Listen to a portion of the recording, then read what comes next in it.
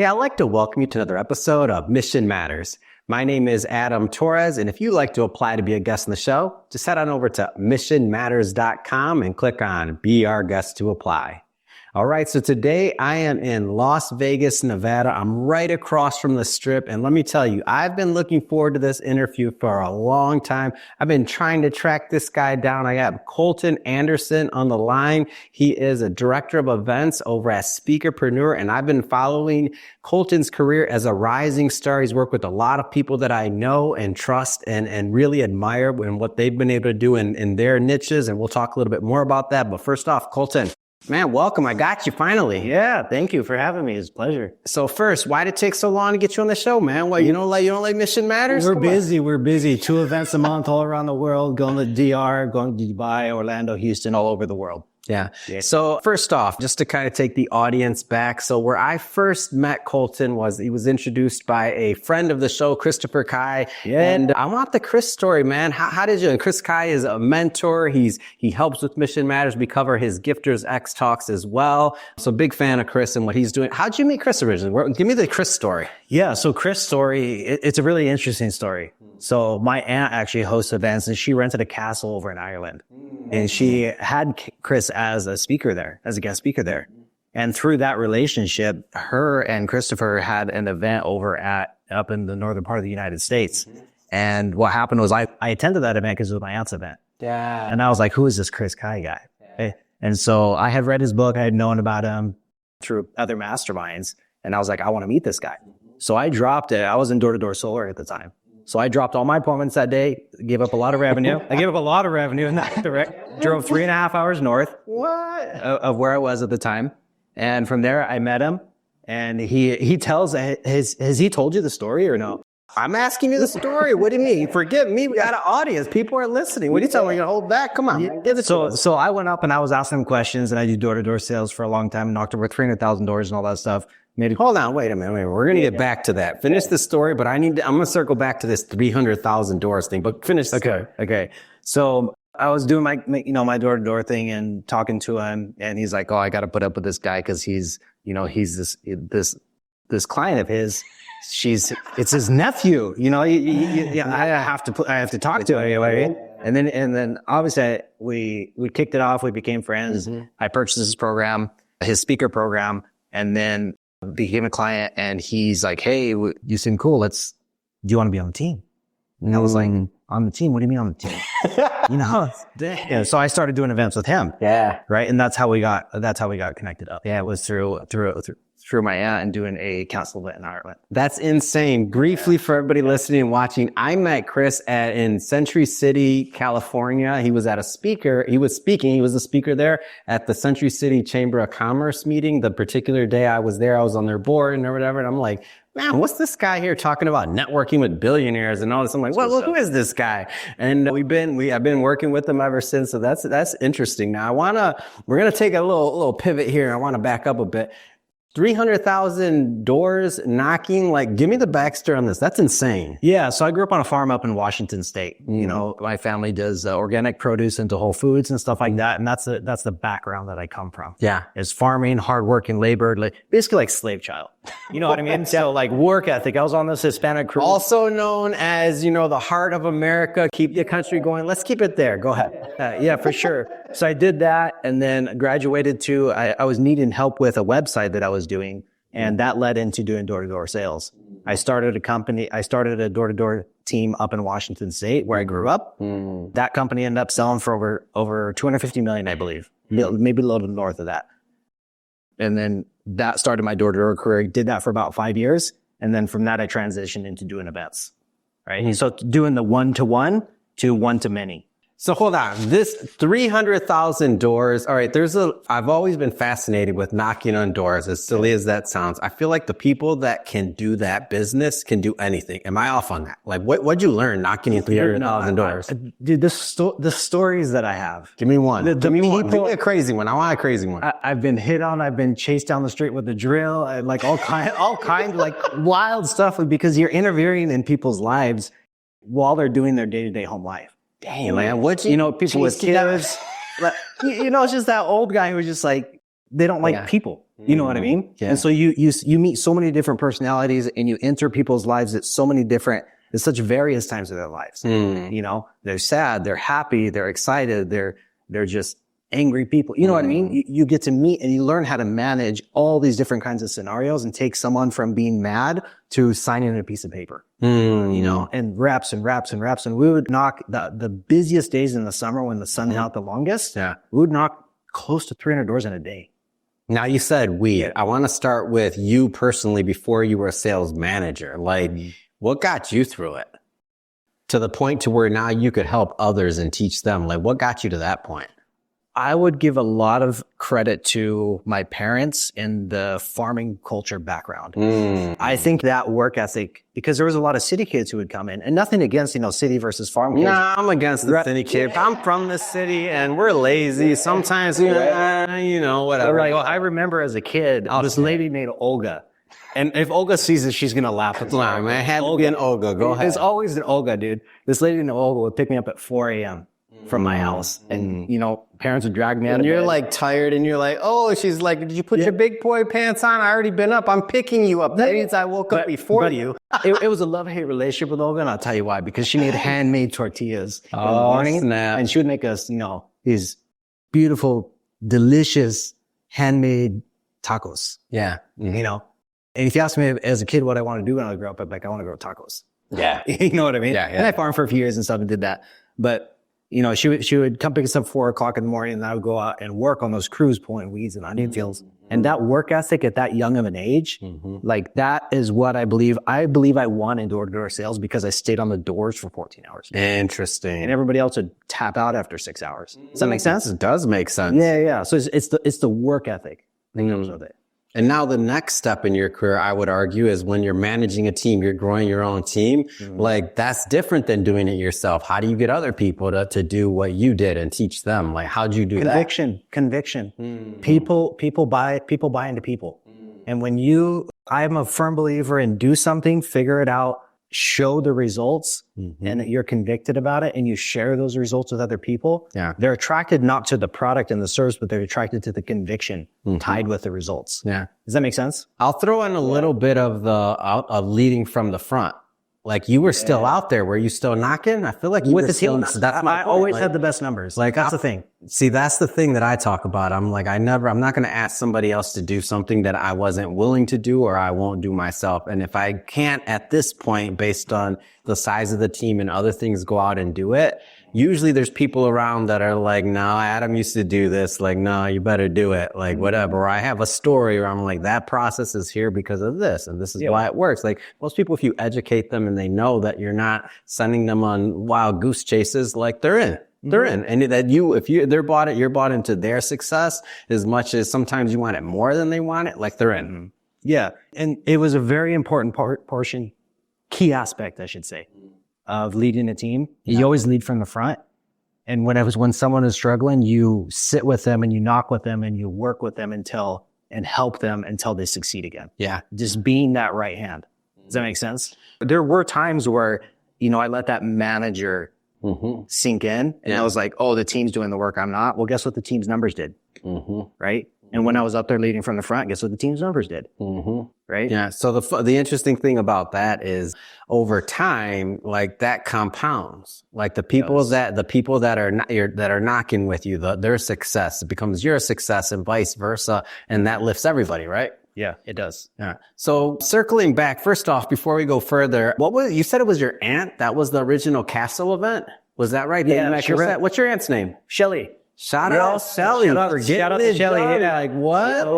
Like, I wish I mean, my aunt, I have a couple really cool aunts, but my cool aunt doesn't have like a castle going on, you know, I'm sure she paid a pretty penny for it, but I don't care. That's just cool. What was the event about? I'm curious. It was about writing a book and branding yourself. Man, so is that in your like DNA? Like, what's going on here, man? Yeah, so she goes heavy on networking. Yeah, networking to create other opportunities. Which is why she had Chris, the billionaire networker, and like right on brand. Yep. All right, man. So fast forwarding a bit, I've been watching your journey. I've been watching Roddy Rod and his deal. And I'm like, man, I wish some of the videos, those private videos of the motivation these guys are doing next level. We can't release those. Roddy Rod, I understand, man, but you motivate me often. I'll just say that. Yeah. But looking at what you're doing now, I noticed that you walked in earlier and you had on this Speakerpreneur shirt. And I asked you, hey, was that a selfish Speakerpreneur shirt? Meaning, where's mine?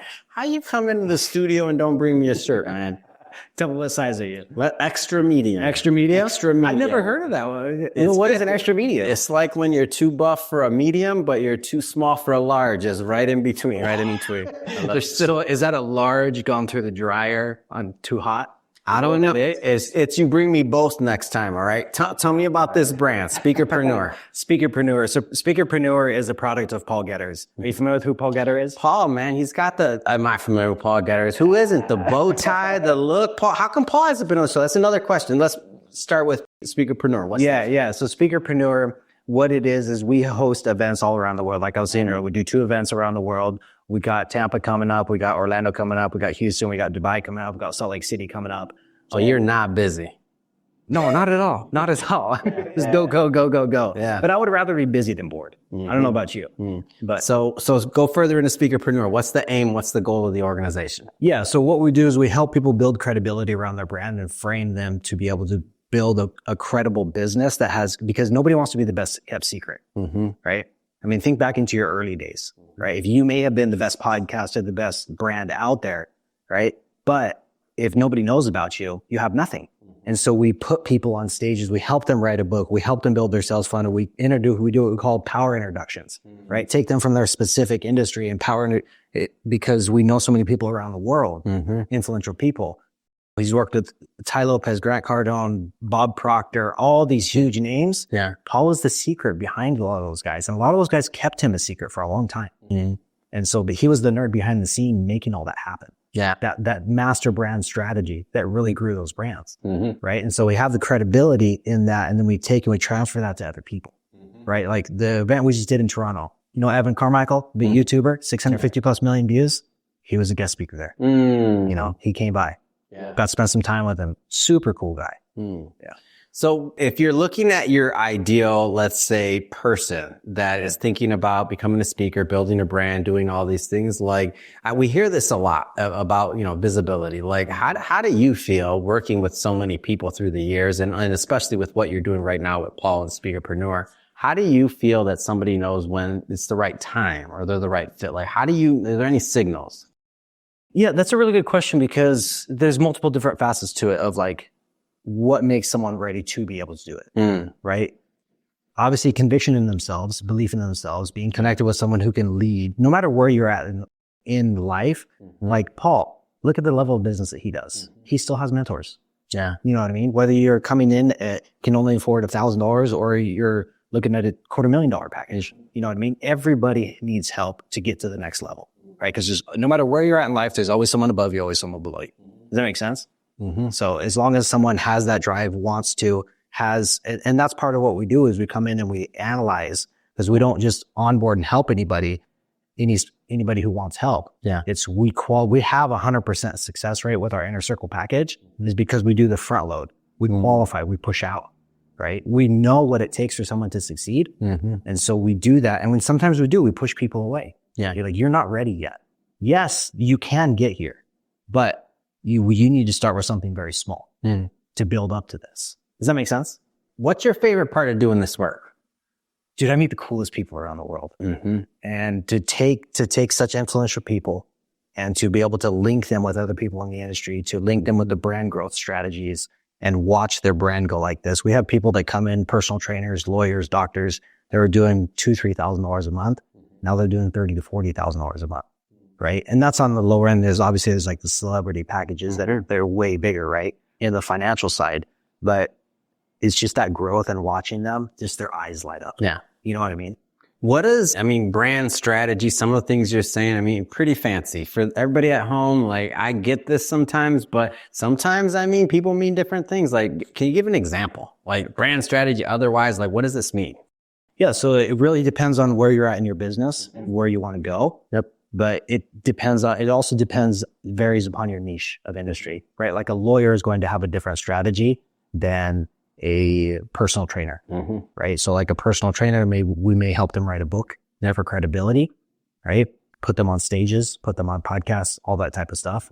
So it really depends on what industry that they're in and what the strategy that we bring. So take me. We'll do me right now. Pretend you know nothing about me. I want my podcast to be the #1 show in the world, undisputed. I go to Paul and I'm like, Paul, man, you know me. Come on. Mission matters. You don't know me. That's the problem. All right. That's the problem. How do I become #1 in the world at what I do? So off the top of your head, what are some of the ingredients? Okay. So you obviously write books, right? Okay. So I need a book. What else? You have a book. You obviously have sales funnels. I need a sales funnel. Do you have a sales funnel? Well, I have a lot of things, but we're going blank. I don't know anything. We don't know anything about nothing about me. So just give me the ingredients. All right. So I need and it's obviously different proportions, whatever. Yeah. You want to know the exact proportions, and you're watching or listening to this, then contact Paul and his team. But today we're going to play the game of give me the ingredients. We're in the kitchen, grab stuff off the shelf, man. We're cooking. So I need a book. Okay. I need a sales funnel. What else do I need? Right. So you need a book, you need a sales funnel. We put you on stages all around the world. I need to be on stages. People need to see my face. Things like TED Talks. Okay. Right. TED. So we did an event with Chris Kai with Richard Salwerman. Right. I actually spoke right before him on stage. It was in Miami. Oh yeah. Yeah. By the way, I was there and I'm pretending I wasn't there. I didn't speak, but give me more. We're acting like we don't know each other. Come on. So what else? I need to speak. What else? You need to speak, obviously. And then there's the content of the Instagram, of the social profiles, TikTok, Instagram. We have studios planted all over that we have partnerships with all throughout the US, all around the world. We come in, we bring clients in, tell them, hey, bring six changes of clothes, shoot 6 months of content. Here's the strategy of the type of content. You're getting, man, you're dropping the jewels today. That's so that will generate like 90 to 150 like lines that we can show you, that we can ask you. It's like the behind the camera person asks you, and then you answer the question, right? And it's all like visual, effects and all that. Make it look pretty, make it look professional, because it is professional, of course, right? But it takes effort. Yeah. So, but it's having those partnerships and knowing that process of from the book to the sales funnel to, education or sales, then into the speaking. Because think about this. I actually learned this from Chris. When you walk onto an airplane, usually first class is on the left, right? Yeah. And then on the right, there's business class and then there's economy. When you think about the last time that you did this, when you walk on the airplane, you see first class on the left, and let's say you're going right. I assume you fly first class, but you turn right. You better pay for the upgrade. Whoever's sponsoring this, when you hear this, driving too much. So you see the first class and you turn right. What goes through your head about those people? Tell me what goes through your head.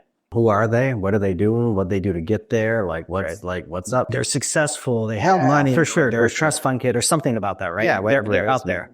In the speaking world, it's the same thing. You have the speaker on stage, i.e. first class. Yeah. Right. Then you have the VIP seating, i.e. VIP seating. Yeah. At an event, front rows. And then you have the general admin tickets, right?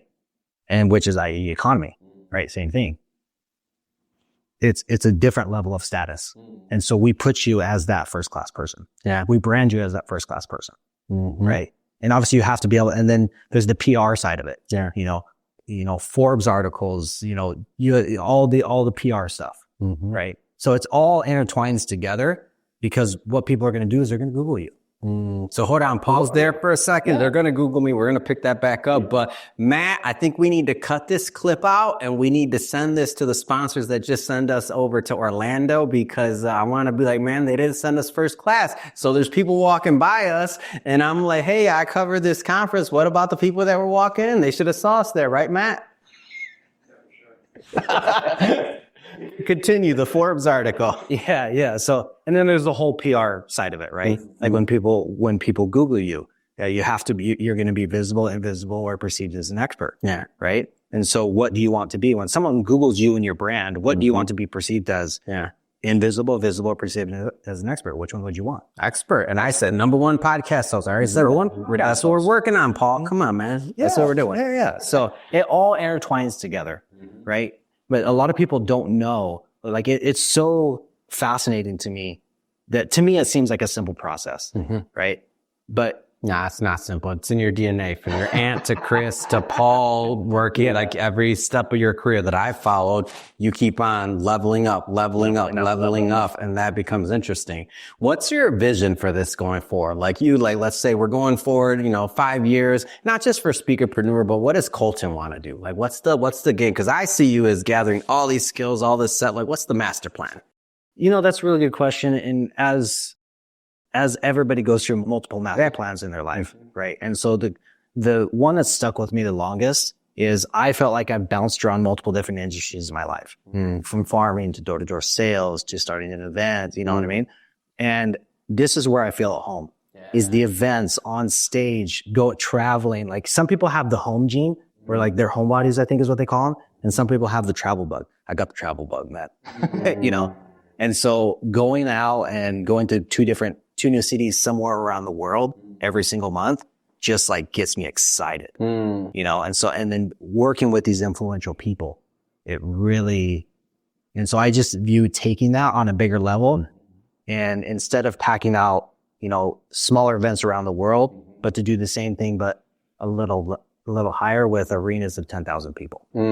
That's my vision. That's where I want to go. I travel a lot, but I got the home bug. You see these big casinos in the background. If you're listening to this in your car and you can't see the big casinos in the background, there's a bunch of big casinos. I got the home bug. I just need Bellagio, Aria. I need one of these people. I need my Vegas residency, and I'm staying here. I ain't going anywhere. But for now, I travel. There you go. So I got the home bug, and that's where I want to be. Yeah. All right, Colten. So last question. I want you to get into events that are coming up, how people can participate, how do they learn about Speakerpreneur?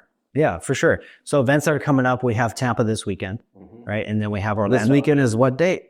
It is January 25th. Okay, so this will probably be out before this weekend. So some people are going to hear it, some people are not. Yep. January 25th, 2025. What else you got coming up? And then we have Orlando right after that.